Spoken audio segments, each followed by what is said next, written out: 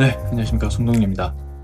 자, 오늘의 주제는 하락장에서 살아남기라는 주제를 준비했습니다. 여러분, 정말 어려우시죠? 정말 역대급 하락 장세입니다. 10년 만에 오는 최악의 장세라고 많이들 얘기하시는데요. 그만큼 정말 하락장의 시대다라고 좀 볼 수가 있겠습니다. 이 주식을 하다 보면 하락장을 좀 피하기가 굉장히 어려운데요. 완벽한 고점에서 다 팔고 완벽한 저가에서 매수를 할 수가 없죠. 그렇듯이 하락장을 그만큼 피하기가 어렵기 때문에 우리는 그 대응하는 방법을 좀 알고 있는 게 중요하다라고 생각합니다. 자, 그렇다면 이제 우리는 어떤 식으로 대응을 해야 좋을까요? 저는 주식 투자에도 방법과 원칙이 아주 중요하다고 생각합니다. 당연히 방법이라고 하면은 정말 매매에서 내가 승리할 수 있는 방법을 알고 있다든지, 원칙은 예를 들면 저 같으면은 저는 항상 단기 투자를 좀 지향을 하면서도 목요일, 금요일 정도면 이제 현금화를 일부 시키거든요. 그래야만 다음 주에 어떤 위협에 대해서, 리스크에 대해서 좀 대비를 할 수가 있기 때문에 유사시에 대응하기 위해서 그런 식으로 좀 원칙을 잡는 편입니다. 그래서 여러분들도 내가 단기 투자자인지, 그리고 장기 투자자인지, 아니면 단기와 장기를 모두 다 같이 하는 투자자인지, 이런 성향부터 먼저 구분을 한 다음에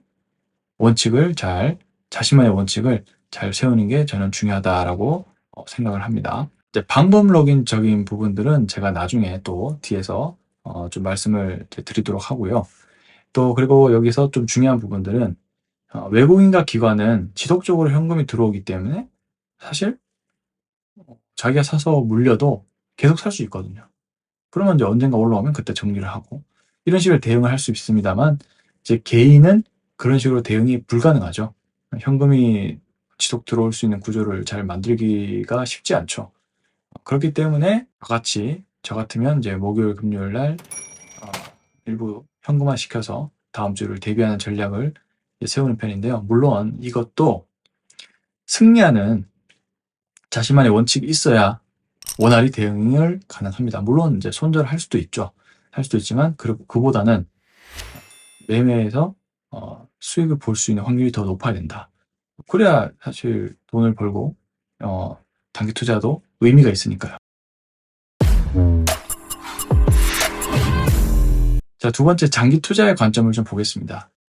장기 투자자는 가장 중요한 부분들은 내가 이 종목을 투자하면서 아주 확실하게 많은 부분을 알아야 된다라는 겁니다. 그만큼 이제 자신이 투자한 기업에 확신이 필요하다는 것인데요. 근데 이제 하락장에서는 두 가지 문제가 생길 수 있습니다. 내가 투자한 종목이 시장 때문에 하락하는 것인가, 아니면은 어떤 개별적인 악재로 하락을 하는 것인가, 이렇게 구별을 할 필요가 있겠는데요. 이 두 개를 구별을 못하면 정말 낭패를 보게 됩니다. 예를 들면 이제 코로나19 때 같은 경우는 사실 개별 종목의 문제가 아니죠. 시장의 문제였기 때문에 장기 투자자분들도 충분히 시장의 문제였다는 것을 인지만 하고 있으면 언제든지 버텨낼 수 있었던 그런 국면이었습니다. 하지만 이제 초보 투자자분들이나 이런 분들은 두려움에 급격한 하락이 왔을 때는 이제 손절을 통해서 리스크를 이제 대비를 하는 편이거든요. 근데 그렇게 되면 굉장히 좀 아쉬운 결과를 내게 되죠.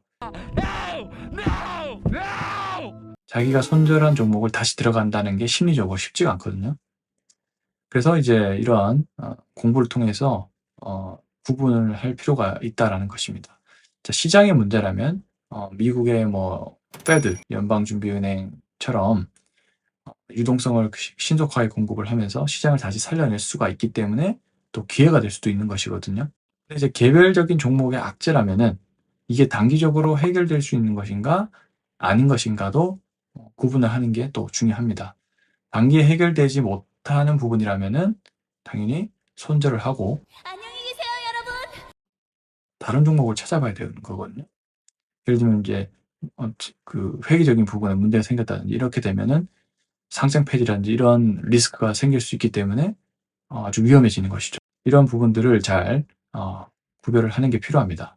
그러니까 저는 장기 투자를 할 때 어떤 식으로 하냐면, 내가 이 종목에 대해서 굉장히 많이 아는 상태라든지, 그리고 주식 담당자라든지 경영진이라든지 이런 분들과 원활하게 의사소통이 되는 상태, 이 정도라면은 장기 투자를 끌고 갈 만하거든요. 근데 그런 부분이 아니라면은 장기 투자에 있어서 굉장히 좀 신중해질 필요가 있다라고 저는 생각을 합니다. 그리고 아니면은 이 종목에 대해서 누군가가 완벽하게 알아서 완벽한 설명을 해줄 수 있는 분을 알고 계시든지 이런 상태가 돼야만 저는 장기 투자의 어떤 그 요건이 성립된다라고 저는 볼 수가 있겠습니다. 왜냐하면 그래야만 이제 비중을 실을 수 있고 이거를 장기적으로 끌고 갈 수 있기 때문이죠. 여러분들도 제 관점을 참고하셔서 장기 투자의 관점을 한번 스스로 점검을 해보시기를 바라겠습니다. 자, 다시 한번 간단하게 정리해 보겠습니다. 단기 투자는 자신만의 어떤 승리하는 매매 방법과 그리고 금요일, 목요일 이렇게 현금화를 일부 시키는 것처럼 원칙이 필요하다.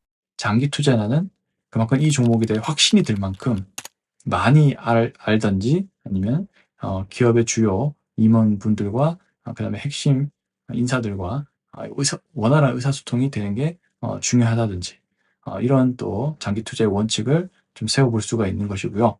이 종목을 내가 잘 모른다면 주변에 굉장히 이 종목에 대해서 많이 세세하게 아시는 분을 알고 계시다든지 이런 요건들이 좀 필요한 것 같습니다. 정말 여러분 이제 어려운 장세입니다. 어려운 장세지만은 제가 좀 누누이 하는 말이 있는데요. 화폐 경제 자본 시스템에서는 골이 깊으면 항상 산도 높습니다. 이 말은 정말 진리 같습니다. 그렇기 때문에 지금 굉장히 골이 깊은 상태죠. 그래서 이 기회를 또 열심히 공부를 하면서 잘 버티면 분명히 또 좋은 기회를 맞이하게 될 겁니다. 그래서 저와 함께 열심히 공부를 해보셨으면 좋을 것 같고요. 구독과 좋아요는 저에게 큰 힘이 됩니다. 네, 구독과 좋아요 한 번씩 좀 눌러주시면 감사하겠고요. 저는 또 다음 영상으로 찾아뵙도록 하겠습니다. 감사합니다.